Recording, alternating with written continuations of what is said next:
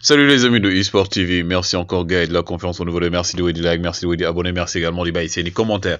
Nous allons faire un peu le tour de l'actualité en commençant d'abord Gaël avec l'équipe nationale du Sénégal, mais on va un peu parler aussi du mercato et aussi ce qui se passe ailleurs parce qu'à Cannes, bien s'est concentré au lolo. Aussi il y a des informations ramenées, mais on va donner le maximum. Donc aujourd'hui pour la première fois, 27 Lions se sont entraînés aujourd'hui pour la première fois depuis le début de la Cannes. Aliou Cissé a pu compter sur les 27 Lions présélectionnés. Ils sont 28. Ken Ismaël Sarr actuellement, comme je l'ai dit, il est en rééducation en Espagne, précisément au FC Barcelone, avec son médecin Ramon Cougat, avec son préparateur physique. Donc Ismaël Sarr qui pourrait rejoindre le Sénégal en huitième, Inch'Allah, ou même en quart de finale si le Sénégal se qualifie, bien évidemment. Donc aujourd'hui, Aliou Cissé am na arme yëpp en main pour mën a teg équipe bi nga xam ne jàpp na ne mooy équipe bam type ngir mën a remporter li nga xam mooy 33e édition Coupe d'Afrique des Nations, les Lions qui se sont entraînés dans une ambiance bon enfant. Donc test rapide bañ ko defee aussi CAF bi confirmé na test yëpp négatif la, amul benn jour boo xam ne da nga am li nga xam mooy Covid. Mais aussi il y avait le derby ouest africain entre nos deux voisins, le Mali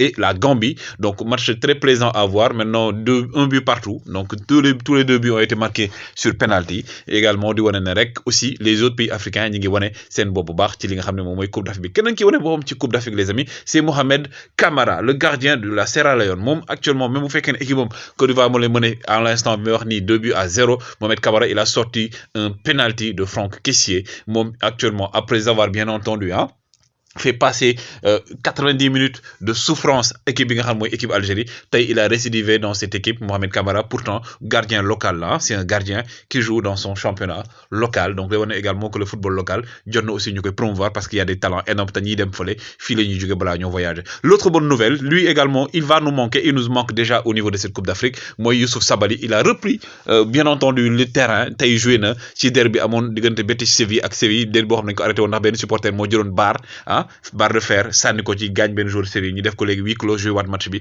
moom aujourd'hui il a participé. Ki nga xam aussi mi ngi wane boppam, c'est un autre jeune sénégalais, une pépite, Ibrahima Niane.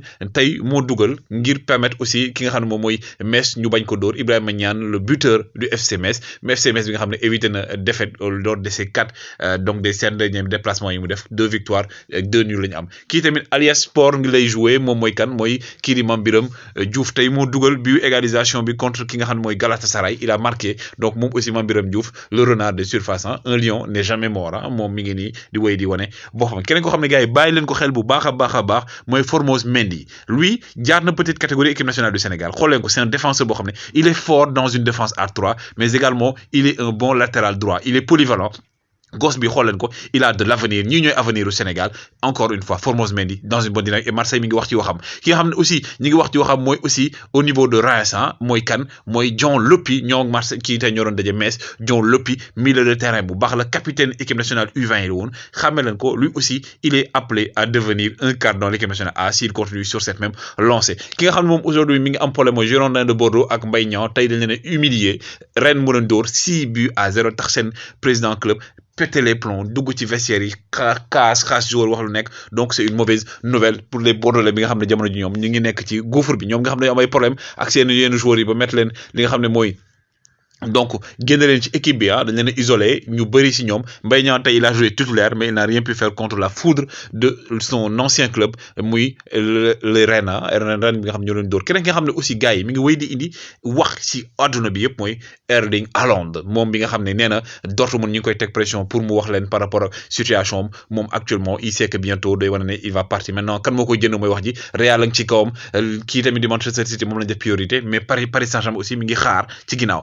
Jean bi nga xam ne aussi kii la ñu bëggoon a jaay depuis boobu mu ñu fexe ba jaay ko moom mu ne dee du dem même bu fekkee ne joué tur mais Layvin Kurzawa selon les dernières nouvelles Chelsea mi ngi waxaale gannaaw bi nga xam ne ñoom seen latéral gauche dafa blessé. Fi mu ne nii ñi ngi am pour parler ak Layvin Kurzawa ndax Thomas Tuchel moo ko yoroon mi ngi ñëw pour mu signer. Ki nga xam ne aussi mooy indi coow FC Barcelone mooy Ousmane Dembélé moom nee na li bëgg mooy kii di waa Barcelone fay ko benn salaire de 200 millions sur 5 ans, jox ko prime de 20 millions, jox manager prime de 20 millions. Loolu nag jur coow waa Barça ñoom neen duñ ko def te fi mu ne nii li ñu fas yéene def mooy déjà dañ ko yóbbu ci kaw tribune yi, même bu fekkee ne Xavi nee na daf ko bette woon na ne agent moo nekk ci ginnaaw. Ki ngeen gis ne nag mooy Adama Traoré, Barça la nekkoon, fi mu ne nii mi ngi joué fa Wolverhampton. waa Barça moom lañ bëgg a jël ngir mu remplacer ki nga xam ne mooy Ousmane Dembélé. Adama Traoré fi mu ne nii mooy nekk peut-être si bi remplace Ousmane Dembélé keneen ki nga gis nag mooy Anthony Martial moom ki nga xam ne mooy Ralph Rangnick di entraîneur actuellement Manchester United démb dafa ne Martial dafa bañoon jouer match bi nga xam ne mooy match mu United bi ñu doon jouer démb ñu Aston Villa ndax moom nee na dafa bëgg quitter club bi Martial nag démentir na nee na moom musta wax loolu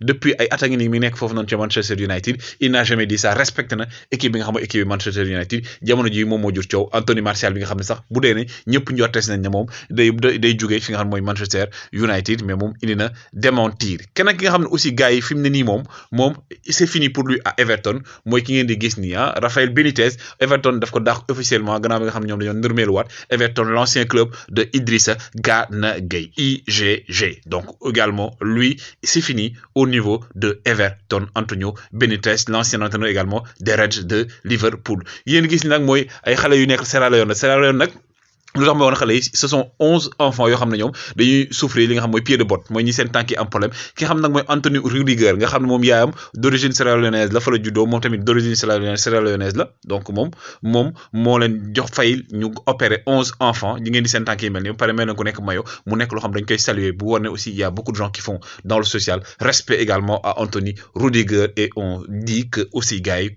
action yu mel dañ ko war a encourager comme Sadio Mané ni mu koy defee au niveau du Sénégal gars yi kii aussi dañ koy encourager s'il vous plaît dañ koy encourager parce que aussi quoi qu'on puisse dire il fait partie de l'équipe nationale du Sénégal et actuellement il y a beaucoup de critiques parfois même des critiques yoo xam ne critiques racistes la alors que moom dafa tànn Sénégal alors que mënoon a tànn Espagne muy ki nga xam ne mooy ki ngeen di gis nii pas à présenter donc Diao Baldé Keita merci à vous gars yi